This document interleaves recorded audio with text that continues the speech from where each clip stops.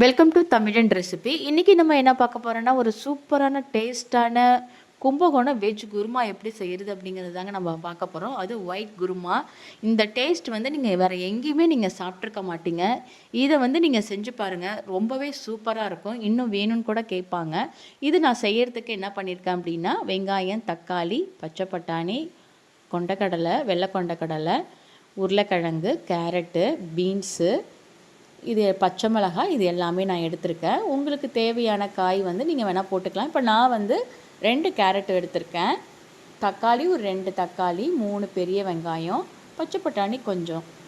இதை வந்து நம்ம கட் பண்ணி நம்ம என்ன பண்ணலாம் அப்படின்னா, குக்கரில் இப்போ நம்ம வேக வைக்க போகிறோம். சின்ன சின்னதாக கட் பண்ணி நம்ம வச்சுருக்கிற பச்சை பட்டாணி, வெள்ளை கொண்டக்கடலை, பீன்ஸு, கேரட்டு, உருளைக்கிழங்கு இது எல்லாத்தையும் போட்டு குக்கரில் போட்டு ஒரு 2 கிளாஸ் தண்ணி ஊற்றி நீங்கள் வந்து வேக வச்சுக்கோங்க. உப்பு வந்து கொஞ்சம் போட்டுக்கோங்க. இப்போ நம்ம என்ன பண்ணலாம் அப்படின்னா, எல்லாத்தையும் மிக்ஸ் பண்ணி இப்போ வந்து குக்கர் மூடியை போட்டு ஒரு 3 விசில் எடுத்துகிட்டு நம்ம வேக வைக்கலாம்.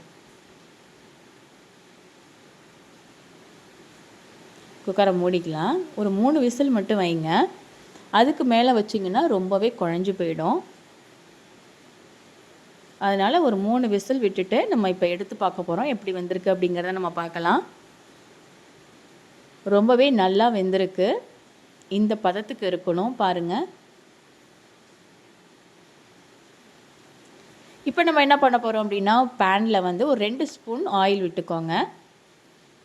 இப்போ பிரியாணி இலை 1, ஏலக்காய் 2, கிராம்பு 4, அன்னாசிப்பூ 1, பட்டை எல்லாத்தையும் நம்ம போட்டுக்கலாம். அது கூட வந்து சோம்பு வந்து ஒரு 1/2 டேபிள் ஸ்பூன் போட்டுக்கோங்க. இப்போ நம்ம கட் பண்ணி வச்சுருக்கிற பெரிய வெங்காயம் 3, பச்சை மிளகாய் 2, கருவேப்பிலை கொஞ்சம், இது எல்லாத்தையும் போட்டு நம்ம எண்ணெயில் நல்லா நம்ம வந்து வதக்கலாம். ஓரளவுக்கு பச்சை வாசனை போகிற வரைக்கும் நம்ம வந்து வதக்கணும். இப்போ நம்ம இஞ்சி பூண்டு விழுது ஒரு ஸ்பூன் போட்டுக்கலாம். இப்போ நம்ம கட் பண்ணி வச்சுருக்கிற தக்காளி 3 அதையும் நம்ம போட்டுக்கலாம். அதையும் போட்டு நம்ம நல்லா வதக்கிக்கலாம்.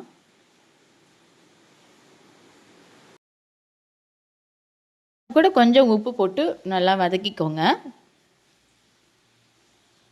இப்போ ஓரளவுக்கு நல்லா வதங்கணும். இந்த தக்காளிலாம் நல்லா மசிரும்.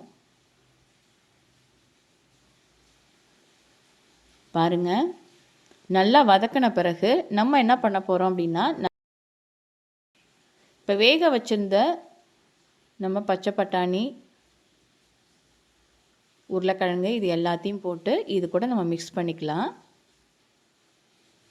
பாருங்கள், இது நல்லா கொதிச்சு வரணும்.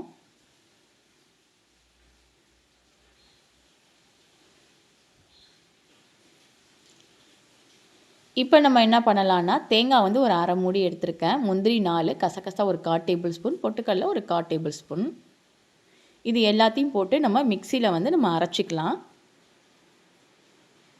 இப்போ இந்த இது நல்லா வெந்ததும் நம்ம அரைச்சி வச்சுருந்த பேஸ்ட்டை வந்து இது கூட நம்ம வந்து மிக்ஸ் பண்ண போகிறோம். பாருங்கள், நல்லா கொதிச்சிருச்சு. இப்போ நம்ம அரைச்சி வச்ச தேங்காவை இது கூட நம்ம மிக்ஸ் பண்ணிக்கலாம். இப்போ நல்லா கிளறி விடுங்க. இது வந்து வெஜ் குருமா, ஒயிட் குருமா இது. அதனால் மஞ்சப்பொடியெலாம் போட தேவையில்லை நம்ம. இது வந்து சப்பாத்தி, இட்லி, தோசை, சாதத்துக்கு கூட ரொம்பவே சூப்பராக இருக்கும். இது ரொம்பவே நல்லாவும் டேஸ்ட்டாக இருக்கும். இது நீங்களுமே ட்ரை பண்ணி பாருங்கள்.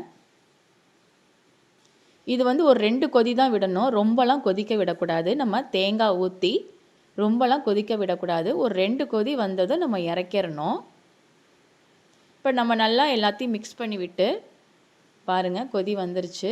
இப்போ வந்து மல்லி இலையை போட்டு இப்போ வந்து எல்லாத்தையும் கிளறி நம்ம வந்து இப்போ நம்ம இறக்கிடலாம். இப்போ ஒரு சூப்பரான டேஸ்டான கும்பகோணம் வெஜ் குருமா, ஒயிட் குருமா நமக்கு ரெடி ஆயிடுச்சு.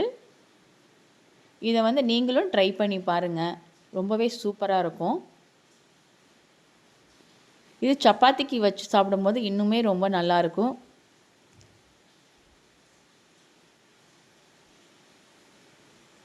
பாருங்கள் எப்படி இருக்குன்ட்டு நம்ம பார்த்துடலாம். வா, ரொம்பவே சூப்பராக இருக்குது. பிடிச்சதா